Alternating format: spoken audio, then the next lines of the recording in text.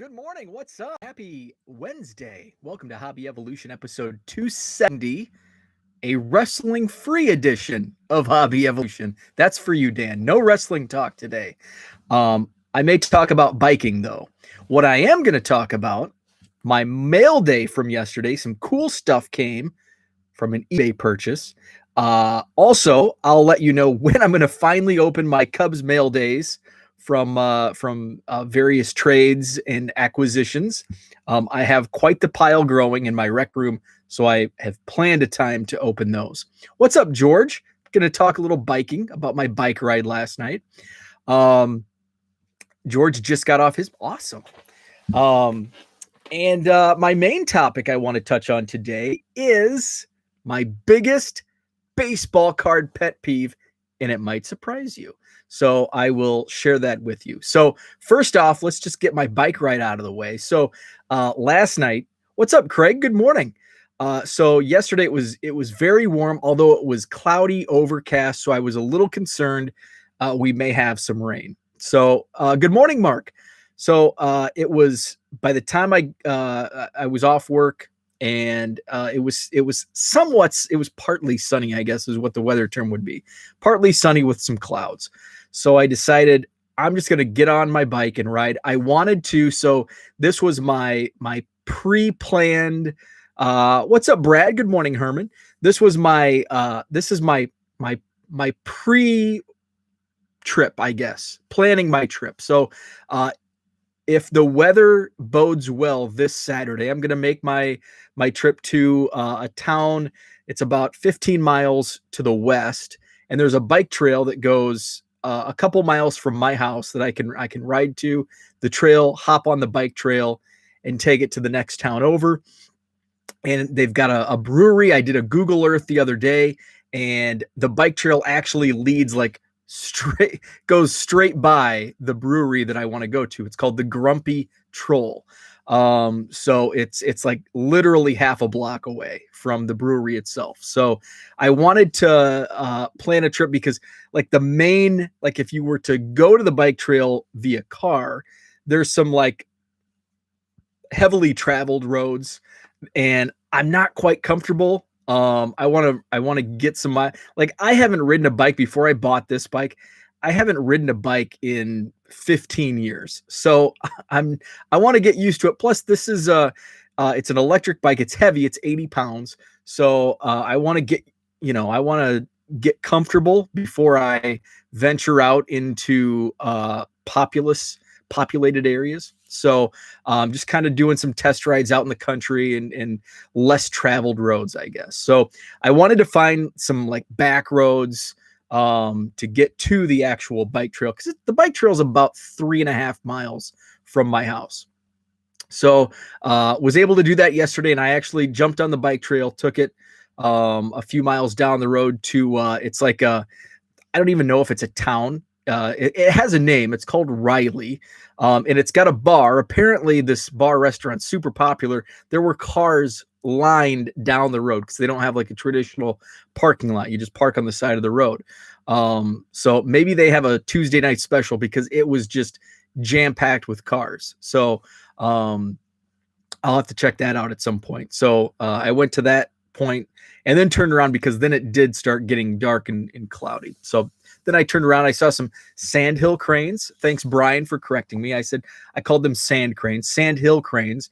I heard like a squawking and heavily moving in grass as I was riding past, and I saw them. So I stopped and I, checked them out, took a couple pictures, got with nature. So George is going to his first baseball game since August of 19 on Saturday. That's awesome.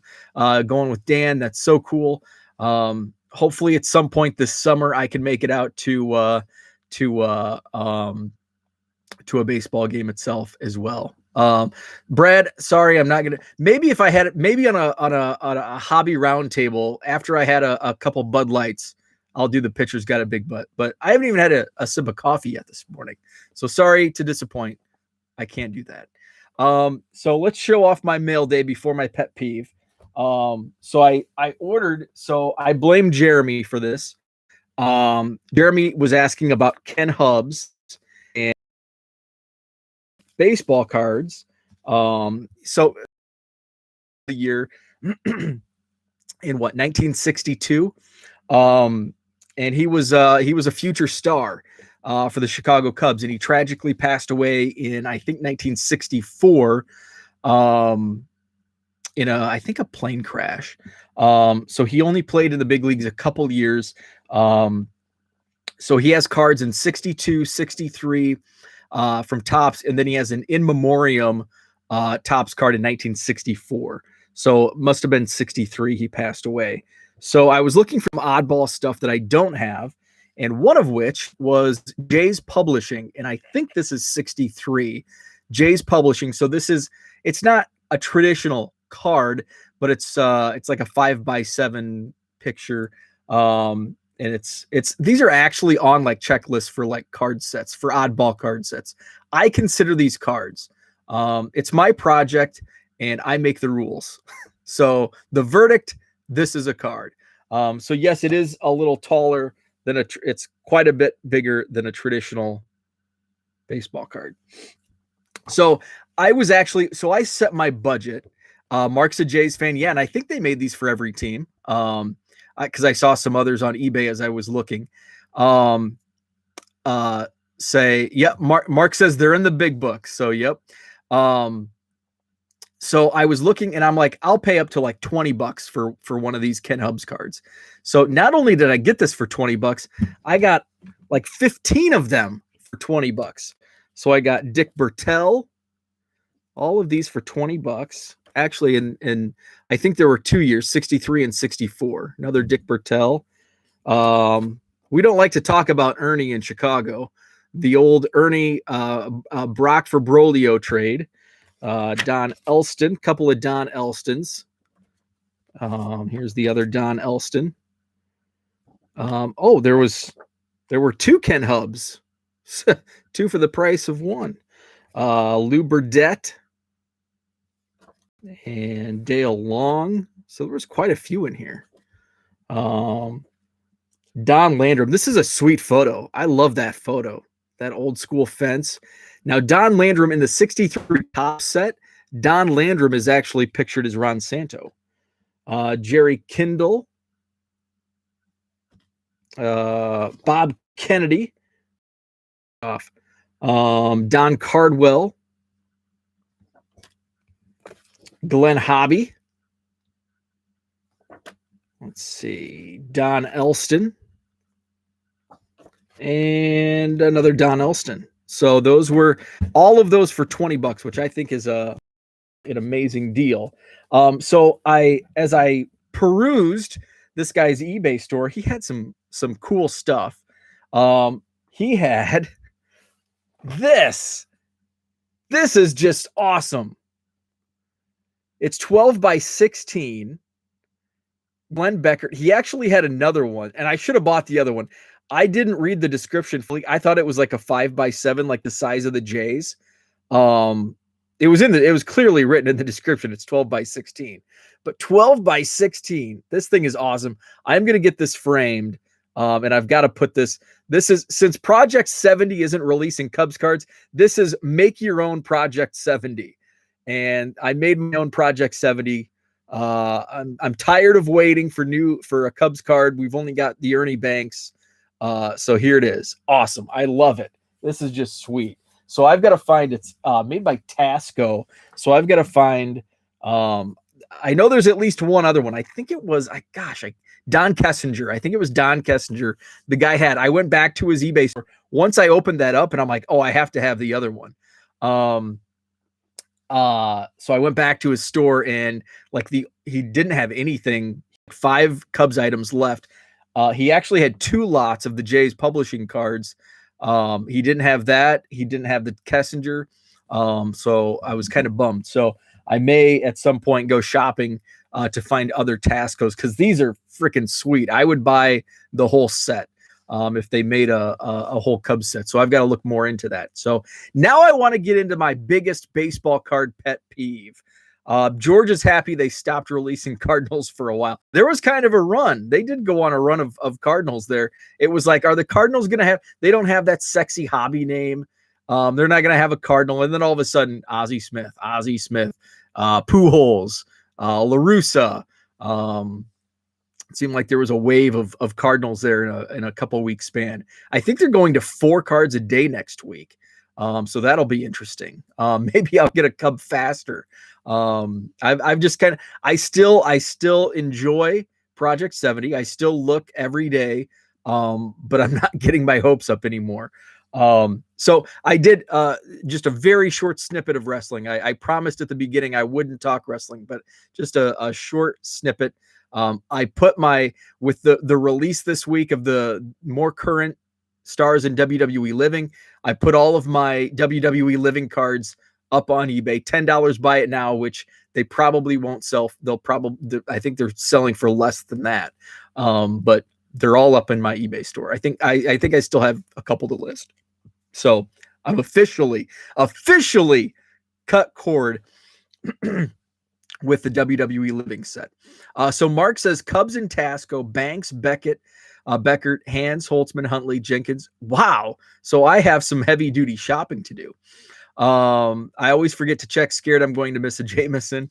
I was shocked at Blake Jameson's numbers. He's way down on print run. He's way down on print run. Because I compiled like the top 10 artists, and I think he was like 16th among artists, which really surprised me. I thought that McCutcheon, his first release, the McCutcheon, I thought that would have a 12,000 print run, and it was like 3,000. So I was really I've been surprised by some of the numbers. But now that it's kind of like Topps Living set with baseball, you kind of know, now that we're into the set, and now we're starting to get, I think, the 4th card release of each artist, you kind of have an idea, a feel. Alex Party is going to get 15 to 25,000 on his print runs. And, even if it's a really cool, like, Jerry Manuel, or what was the other one? Doc Ellis, the print runs are probably going to be under 5,000, even as cool as they are, just because of that name. They're not going to command the print runs. Project 2020 fatigue for investors, right? Mark Hoyle with the second Red Sox. That was pretty cool. That was unique. So that was Ron English did yesterday's Bill Buckner, and so he was the one with the controversial Yogi Berra, and then he did the Babe Ruth, and everybody's up in arms over it. And I really liked the Bill Buckner yesterday. It was definitely different than the first 2 that Ron English did. But I thought it was a pretty cool spin on that one. The Berra in the Berra in Babe Ruth, they were okay. Like, I mean, it's art. I'm not gonna say it's terrible, because it's great to one, it sucks to another. So I was indifferent. Like, I didn't have like it's not like, but yeah, it's okay. It's art. So my biggest card pet peeve. What is my biggest? It's not investors. It's not flippers. It's not Project 70. It's not WWE Living set with their crappy current wrestlers. It's not Project 70 not releasing Cubs. What's up, David? My biggest baseball card pet peeve. Sliding penny sleeves in boxes. I freaking hate it. Oh, it drives me nuts. I'm trying to sort through cards, and the penny sleeves, they get out of whack, and I have them sorted, and all of a sudden they just slide everywhere, and they get mixed in with the Red Sox and the Yankees commingle. I don't want that. Oh, it's Peeve. So I reached out to Twitter. Fart and Dust 48 is also a pet peeve. Yeah. Actually, don't get me started, Zach. Don't get me started. Maybe that's eBay is my biggest pet peeve. eBay buyers that want returns and cancellations. What's up, Jenny? Picking up a stack of, Jenny. Oh, you read my mind. When you pick up a stack and all of a sudden they go flying everywhere. Oh man, I hate that. So sleeves are a huge pet peeve. So what I really like is BCW has They're called monster pads, and it's basically just a piece of foam, and you put them in boxes, and they keep things separate. Now, it's to order from BCW, it's like $1 per monster pad for a freaking piece of foam. Like, that's just ridiculous. And I understand it's shipping and there's overhead so I don't blame the actual companies that sell these special pieces of foam, but I'm not picky. So I reached out and on Twitter and asked, where could I find foam? And I kind of had an idea, like, I bet Michael's Craft Store has them. Menards or Home Depot, I'm sure for like home improvements has foam as well. So I was looking to get like, I don't need a perfectly, 2.5 by 3.5 piece of foam. I could get a sheet of foam and just cut to my specifics, because it's actually, I want a little thicker just so it doesn't slide around. So my biggest pet peeve, so I've got this box. This is my NBA Premium Pulsars, and so I've got, I want enough room in the box so I can flip through. I hate, like, okay, another pet peeve is the boxes, a quarter box at like a card show, and it's like completely stuffed full, and you have to like with surgeon hands pick out because you don't want to, because A, you don't want to damage cards, and B, you don't want to pick up a big pile and all of a sudden, like Jenny said, they squirt all over. You don't want that. So that's another pet peeve, is when people like jam pack the penny sleeves, the cards in a box. So I like to have kind of like what you see here. There's enough room that you can flip, and then you can also put, like, I can pull a pile out and put it. But then when I pull a pile out, these freaking cards just slide everywhere. And if you have a row, like this row, can't see it, this row, they're going to slide everywhere. So I wanted to find some foam. So I made a trip. Menards is just down. It's actually directly across the street from my Target store. So I'm like, I'm just going to run to Menards, see what they have. So I looked all over, and I am like I cannot do anything like, well, basically anything manual labor. I cannot, like, my dad was like, built the house I grew up in, like, drew up the plans, built it. The only thing he didn't do was the electrical work. Our neighbor did. He was a licensed electrician. And my, he had some help with the plumbing, but he did, the plumbing. So he he restored classic vehicles. Like, it was kind of like one of those things where you grow up and it's almost like a turnoff, where and my dad was very, I want to do it myself. So he wasn't a very good teacher. So I kind of got turned off at an early age on helping my dad turn a wrench. So I completely steered away from anything that had to do with cars and building things. And it shows now, because now I'm useless around the house. Something breaks, I'm not even going to Tim Taylor it. I'm going to call somebody. I drifted towards sports and became sports obsessed. So I feel a little out of place at Menards, even though I spent like my childhood as, because I was a young age when my dad was building the house and working on stuff. So like my weekends from like the time I can remember as a little kid, into like junior high age, when I actually could do my own thing, like my grade school years, my preschool, kindergarten, grade school years, they were spent at Menards.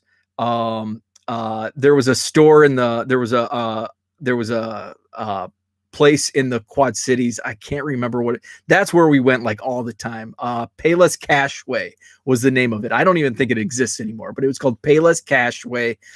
Farm and Fleet was a big one. I spent like 3 days a week at Farm and Fleet. Anytime you say the words Farm and Fleet, I can smell the rubber.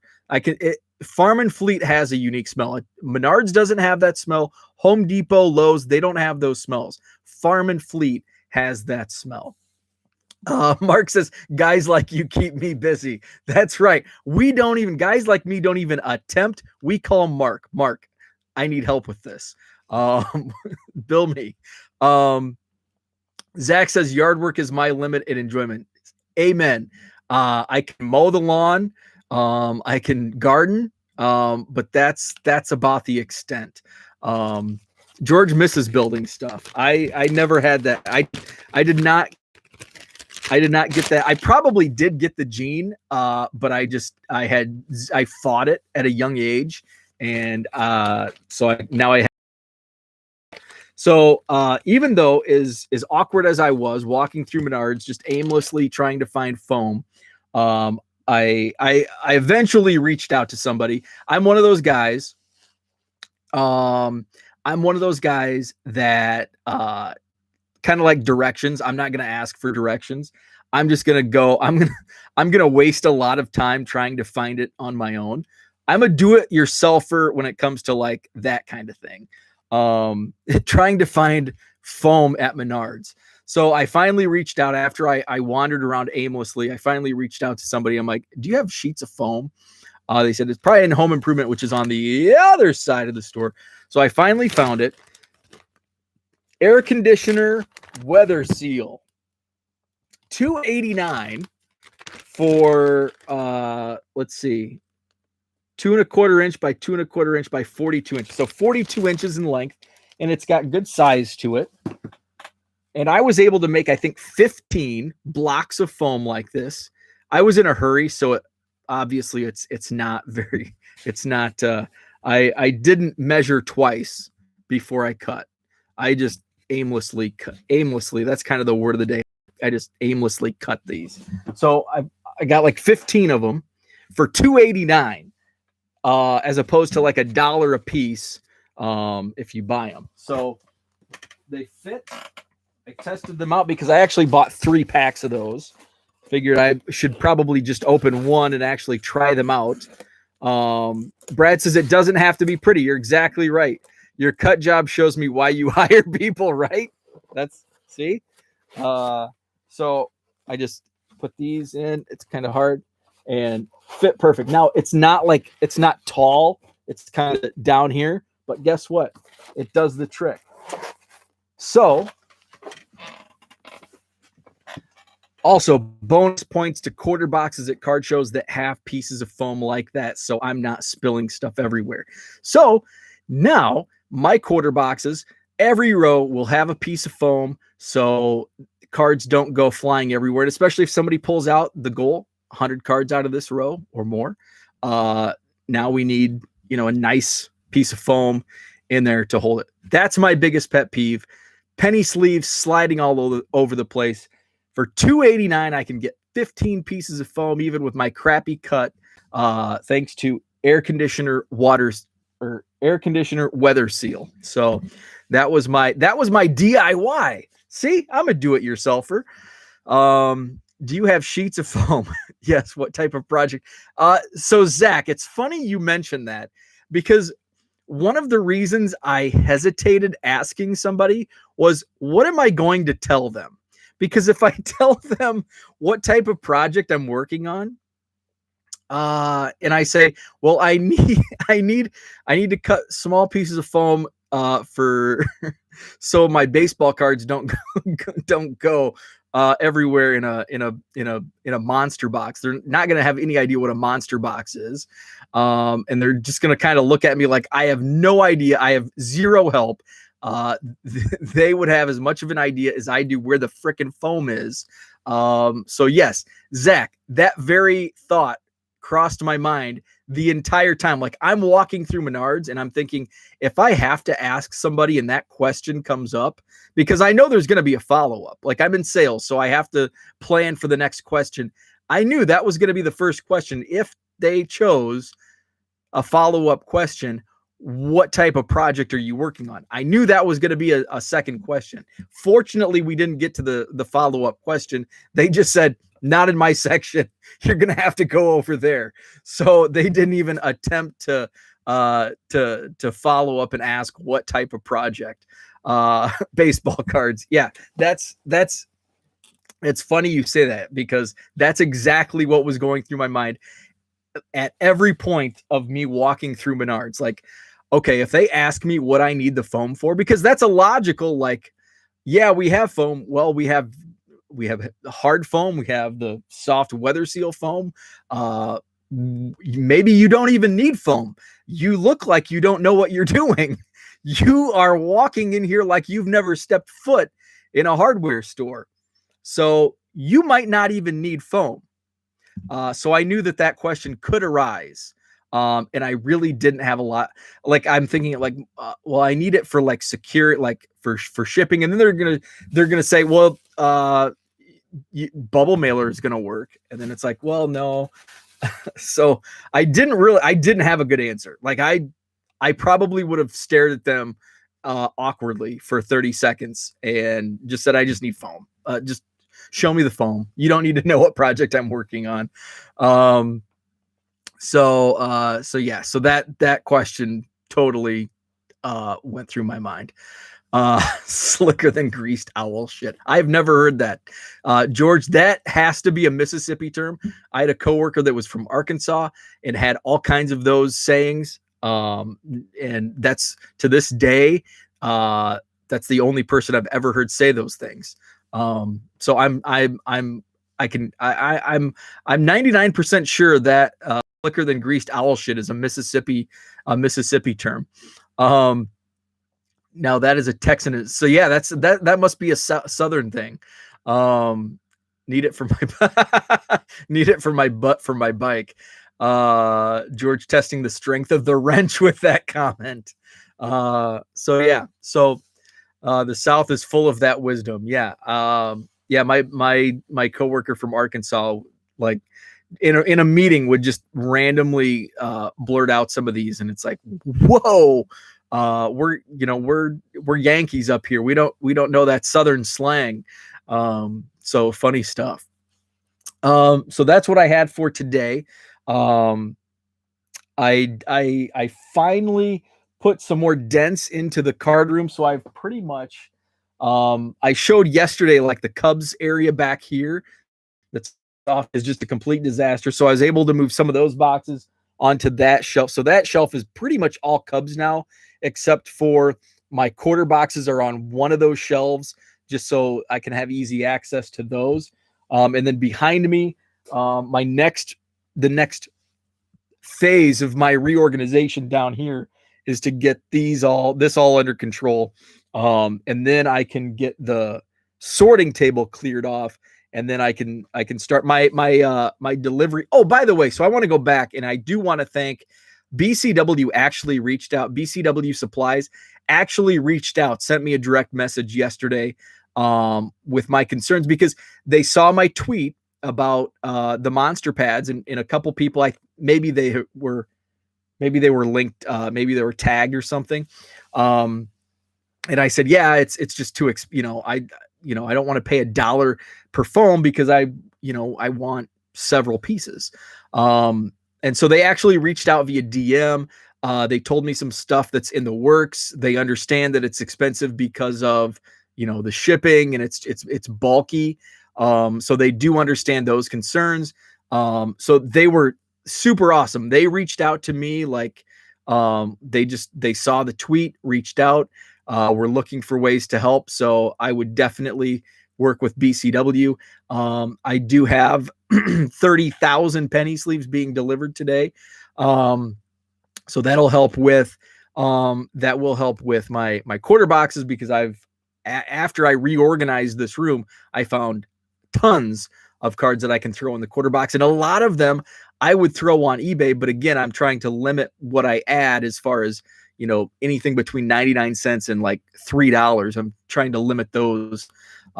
So those are just all going into quarter boxes. So basically what's going to happen is a lot of what I put in my quarter box by the time winter hits and I'll have some extra time to list and I'll do the file exchange, I'm going to be pulling cards out of these quarter boxes, and I can put those on eBay and move them for more than a quarter.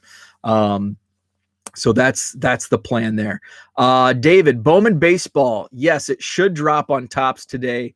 Hobby boxes should drop on Topps. Somebody I was reading, I think on the blowout forums, like retail may be delayed, but then they also it was only from like Steel City, and Steel City's had some issues. So I don't know if it's a Steel City thing or if retail is actually delayed, because we haven't, I don't think, any retail blasters in the wild, which could be in part due to Target's going to Friday only for the vendor releases. You know, I don't think new stuff is coming out before Friday. So that could be part of it. Like in years past, you'd see Bowman a couple days ahead of the actual release date because, you know, it's actually shipped. Like boxes are shipped. The release date, it's like an embargo. So the release date is like the street date when you can sell. Like, okay, your hobby shop probably gets Bowman on Monday, but they can't sell it. They can't put it on the shelf until Wednesday. So like the releases are out, and same with retail. Retail usually, like I've seen an Excel box. This was going back years ago when they actually put the baseball card Excel boxes like next to the card section. And I actually saw, like, I had an employee open one up, and it was the release. It was a Saturday, and it was cards that were boxes that the street date was the following week. So that's why you see like retail before, because there's really no like a hobby shop. If a hobby shop is selling stuff early and Topps, you know, or whoever finds out, they can get in trouble and potentially lose their, you know, their right to purchase these boxes. So they have it in hand. It's embargoed until the release date. But we haven't seen any retail in the wild, which is kind of rare. But it could be because of, you know, the limits in Target. A lot of Targets are going to Friday, you know, Friday only sale. You know, we're not releasing stuff until Friday. So Brad asked what time. Who knows? I mean, Topps doesn't have a time when they release stuff. It could be 9 a.m. It could be 11 a.m. It could be 3 p.m. Basically just refresh Topps.com. Out Topps. So Topps flagship sold out in what, an hour and a half, I think. An hour and a half. So I give Bowman 15 minutes. If that. It's going to sell out instantly. So the thing is, what's the price going to be? So and I was way off on Topps flagship. I thought Topps would take advantage. And what was Topps on Topps.com? Was it like $80, 75, $80 for a hobby box when the online retailers were at $150? Bowman's at $300 plus for a hobby box. I would think Bowman comes out at $200 to $250 for a hobby box. You know, $250 on the absolute high end, absolute low end, $199.95. If it's below $200, I'll be shocked, because it's like blowout. I think it's $50 maybe, somewhere in that vicinity. So that's the big question. How much is a hobby box going to run? I think if it's $250, and David the same, yeah, $200 to $250. That's exactly where I think. $200 on the low end, $250 on the high end. And maybe that's just my own internal hope, optimism. I think that's my range. Like, I think 250 is my top range. If they try to, they'll still sell out at 300. I'm not a buyer at 300. Like right now I'm thinking 250 I'm out, but when push comes to shove and it's there in front of me and I have the opportunity to buy at 250, I'm probably buying. So 300 I'm out. but 250 I'm probably buying. So who knows? So yeah, stay tuned. Follow along on Twitter if you have that ability. That's Ivan seems to be on top of things. Watch the breaks. If it's $200, I'll eat my hat. So so that's kind of where we're at. So at some point today. So that's what I had for today. Thanks for tuning in. Thanks for the chat. Thanks for allowing me to vent my pet peeve of sliding penny sleeves. They sold F1 Chrome Hobby for $300 last week. Market price was $5 to $550. Okay, so that gives me hope with what they price tops at, but everything is the it's such a sliding scale. The scale is moving constantly. But even at the time, I was shocked at tops when how much they they released the hobby boxes at like $80. I was shocked when retail was $150. So F1 is fairly recent, so that's a good comp. That maybe they won't gouge us with $300 hobby boxes of Bowman, and maybe it is under 200. So we'll see. Hopefully it's out today. Hopefully we can all, whoever wants one, can get one. But do you open it? Hell yeah, Brad. Hell yeah. Absolutely. No doubt about it. I am ripping. As soon as that package is delivered, I am ripping that Bowman box open. I'm a Bowman fan. Bowman historically is not a good wait and hold product. There's some years where it's like diamond, it's like it's like gold, but there are some years where it's a turd. Like 2000, I think 2000, this is going back, 2005 is a big turd. I think 2015 is a giant smelly turd. I'll take 3 at 200. So it's just the thing, garbage. Base is like worthless. And like I'm thinking more on the line, like my line of thinking here is more on the line of what type of value, both for resale and for like enjoyment. Like I don't want to, like there's like, I'm kind of a balance. Like it's not completely resale for me, but it's not like, I'm not a set collector either. So like, I'm kind of like, I need that balance. Like I want like value to be there, but I don't need to like make a profit on my box. There's only one auto. So you're spending $200, or, if it is $200 right now, you're spending $350. One auto. And it could be, and it's a big checklist.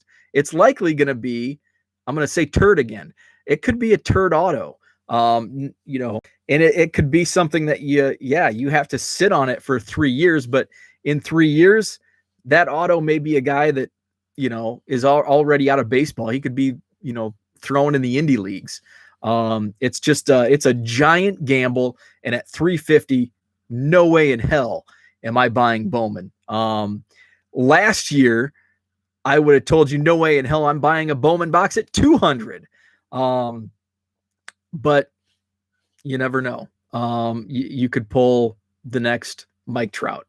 That's the fun in Bowman. That's the gamble. The good point is, and I've shared this often, that in 2017, my case of hobby boxes, my case of 12, I bought for $797 just 4 years ago.